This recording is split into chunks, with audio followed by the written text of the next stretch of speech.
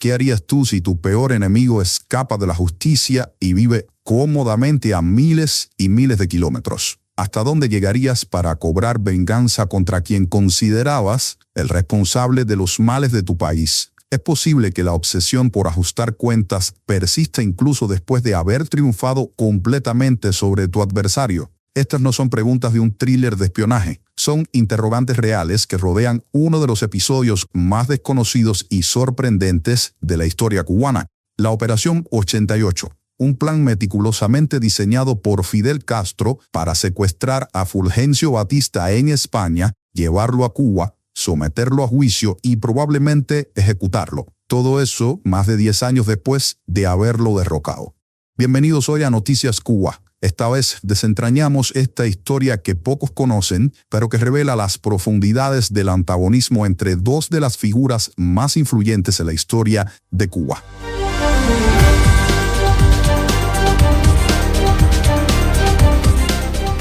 La historia de Fidel Castro y Fulgencio Batista es una de las grandes rivalidades políticas del siglo XX. Para entender la magnitud de este plan de secuestro del que te hablamos, tenemos que retroceder al 10 de marzo de 1952, un día que cambió el curso de la historia cubana. Ese día, el general Fulgencio Batista, apoyado por un sector influyente del ejército, dio un golpe de Estado que derrocó al gobierno constitucional de Carlos Prío Socarrás y canceló las elecciones que estaban programadas para junio de ese mismo año. En ese entonces, un joven abogado llamado Fidel Castro se preparaba para postularse como candidato al Congreso por el Partido Ortodoxo. El golpe de Estado de Batista cerró las vías democráticas y encendió la mecha de lo que sería una revolución más tarde. Pero lo más intrigante de esta historia es lo que pocos recuerdan o saben. Batista, el dictador que Fidel juró derrocar, fue también el que le concedió la libertad a Castro. En 1953, después del fallido ataque al cuartel Moncada, Fidel Castro fue condenado a 15 años de prisión. Sin embargo, tras cumplir menos de 2 años de su condena, una amnistía general firmada por Batista en 1955 le permitió salir de la cárcel. La liberación de Fidel y otros asaltantes del cuartel Moncada a través de una amnistía en mayo del 55, como te conté, representa un punto de inflexión crucial en la historia cubana más reciente. Este acontecimiento, junto a las especulaciones sobre las controvertidas relaciones personales entre Fulgencio Batista y la familia de Castro, ha generado numerosas teorías sobre las verdaderas motivaciones detrás de esta decisión política. Desde marzo del 55, comenzó una intensa campaña mediática para visibilizar la causa de la amnistía. Publicaciones como Bohemia, carteles, información y prensa libre, junto con programas radiales, jugaron un papel determinante en crear un clima favorable a la liberación de los presos. La sociedad cubana, especialmente el movimiento de las madres de los presos, unificó su voz alrededor de esta causa, generando un clamor público que resultó imposible de ignorar.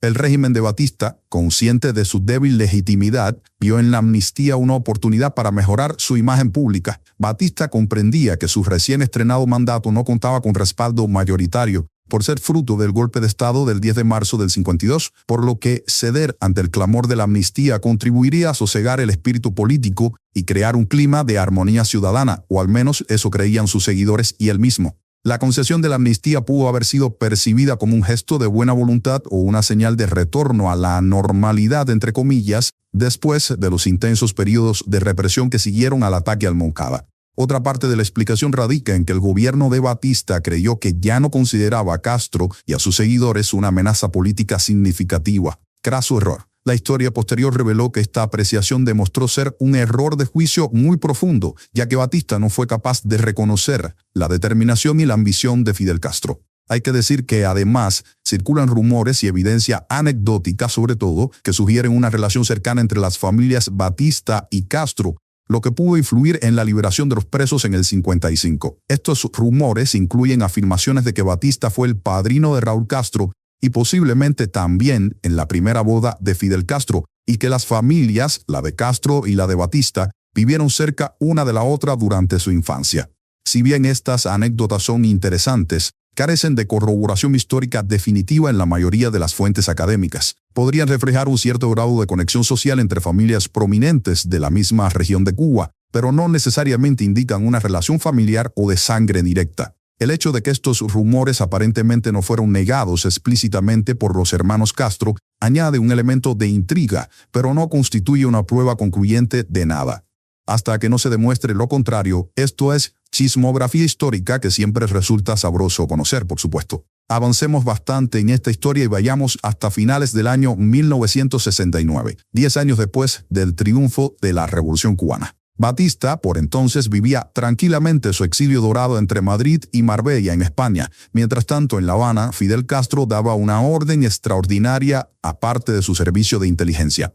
La misión recibió inicialmente el nombre clave de Operación Ratón, pero pronto se cambió a Operación 88. ¿Por qué este número? El origen exacto del número 88 en el nombre de la operación es desconocido. Según la información disponible, ninguna fuente ha podido ofrecer una explicación concreta sobre por qué se eligió este número específico para la operación de traer a Batista otra vez a Cuba. La dirección de esta operación encubierta recayó sobre Antonio de la Guardia Font, aunque la coordinación operativa estuvo a cargo de Pedro Luis Piñero Eirín, conocido en los círculos de inteligencia cubanos como Alejandro o el Loco, uno de los agentes legendarios de la Dirección General de la Inteligencia Cubana. Recordemos de paso que Tony de la Guardia fue condenado en la causa número 1 del 89 y fusilado junto a Arnaldo Ochoa, solo por apuntar este dato.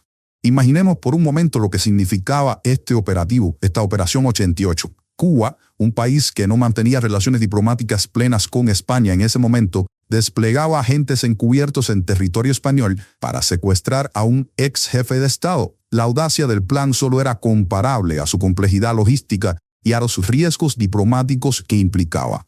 Durante aproximadamente 4 años, un equipo de ilegales, oficiales y agentes con documentación falsa, siguió cada movimiento de Batista en España. La operación no era improvisada, era un trabajo meticuloso de vigilancia y planificación. Los agentes cubanos filmaron las rutas habituales de Batista, estudiaron sus horarios, identificaron a su círculo cercano y mapearon todos sus desplazamientos, tanto en Madrid como en su residencia en Marbella. Cada detalle fue documentado con la precisión de un relojero. ¿A qué hora salía de casa? ¿Qué restaurante frecuentaba? ¿Quiénes lo visitaban? ¿Te imaginas caminar por las calles de Madrid sin saber que estás siendo vigilado constantemente? Que cada paso que das está siendo registrado por agentes extranjeros que planean tu secuestro. Esta fue la realidad que vivió Batista durante años, completamente ajeno supuestamente a la amenaza que se cernía sobre él. Porque quizás también Batista temía más a otras personas y no tanto a los revolucionarios cubanos. Batista tenía miedo también de ciertos sectores de la mafia en Estados Unidos con los que en el pasado había tenido mucha relación y que habían perdido mucho dinero al Batista terminar como terminó en Cuba, derrocado por Fidel Castro. El plan operativo de la Operación 88 era tan minucioso como escalofriante. Los agentes planeaban interceptar el automóvil de Batista, inyectarle un potente somnífero para inmovilizarlo y posteriormente trasladarlo a una casa de seguridad. Una vez allí, organizarían su embarque en un mercante cubano que estuviera atracado en algún puerto español, poniendo rumbo a La Habana. Según otras fuentes, el plan incluía trasladar primero a Batista a Argelia, país aliado de La Habana, y desde allí transportarlo finalmente a la isla. ¿Y qué le esperaba a Batista en Cuba? Lo que algunos han descrito como una caricatura de juicios sin garantías procesales, siguiendo el patrón de otros juicios políticos realizados en Cuba desde enero de 1959. A pesar de los recursos invertidos y la meticulosa planificación, la Operación 88 nunca llegó a materializarse. El destino intervino de manera inesperada, cerrando este capítulo de espionaje y vendetta política. El 6 de agosto de 1973, mientras los agentes cubanos seguían vigilando y preparando el secuestro, Fulgencio Batista falleció repentinamente de un infarto agudo de miocardio en su chalet de Guadalmina, cerca de Marbella. Tenía 72 años. Según reportes, cuando Batista se sintió indispuesto, solicitó urgentemente la presencia del doctor Antonio Maíz, pero no hubo nada que hacer para salvar su vida. La muerte natural había logrado lo que años de planificación de inteligencia no pudieron: poner fin definitivamente a cualquier posibilidad de llevar a Batista ante la justicia revolucionaria en Cuba.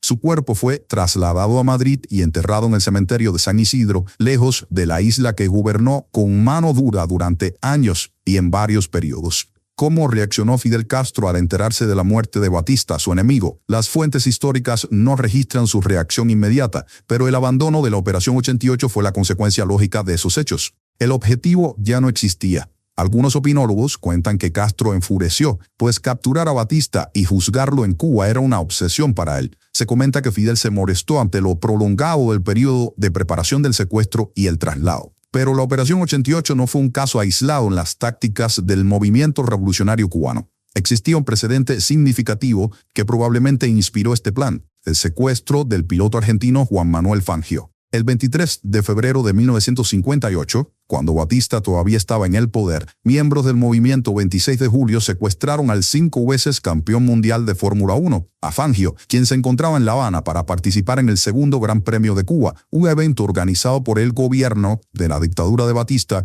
para mejorar su imagen internacional. Un joven alto apodado El Chueco, Manuel Uciel, abordó a Fangio en el lobby del Hotel Lincoln y lo secuestró a punta de pistola. A diferencia del plan contra Batista, este secuestro sí se llevó a cabo con éxito, aunque Fangio fue liberado sin daños después de la carrera. El objetivo no era dañar al piloto, sino generar atención mediática internacional sobre la lucha contra el régimen y desacreditar al gobierno de Batista, demostrando su incapacidad para garantizar la seguridad incluso en un evento internacional de alto perfil. Este episodio, el secuestro de Fangio, muestra cómo las fuerzas revolucionarias utilizaban acciones de impacto mediático como herramienta política, una táctica que continuaría después de la toma del poder en 1959. ¿Y qué nos revela la Operación 88, fallida o no concluida, sobre Fidel Castro y la Revolución Cubana? Este plan fallido de secuestro ilumina varios aspectos importantes que trascienden la mera anécdota histórica. Primero, muestra la disposición del gobierno cubano de ese momento para realizar operaciones clandestinas de alto riesgo en territorio extranjero, incluso cuando éstas podrían generar graves conflictos diplomáticos. La revolución no se detenía en las fronteras de la isla. Segundo, evidencia la persistencia del antagonismo personal entre Castro y Batista. No bastaba con haber derrocado a su enemigo y establecido un nuevo régimen. La cuenta no estaría saldada hasta someterlo a juicio en Cuba. Esta obsesión persistió por más de una década después del triunfo revolucionario. La historia de la Operación 88 nos recuerda que los conflictos políticos pueden transformarse en vendetas personales que trascienden fronteras y se prolongan en el tiempo, incluso cuando uno de los antagonistas ya ha sido derrotado y exiliado. La historia que hemos explorado hoy representa uno de esos capítulos fascinantes y poco conocidos que conforman el complejo tejido de la historia cubana. La Operación 88 nunca llegó a concretarse, pero su planificación y el empeño puesto en ella revelan dimensiones importantes sobre la mentalidad revolucionaria y las dinámicas del poder.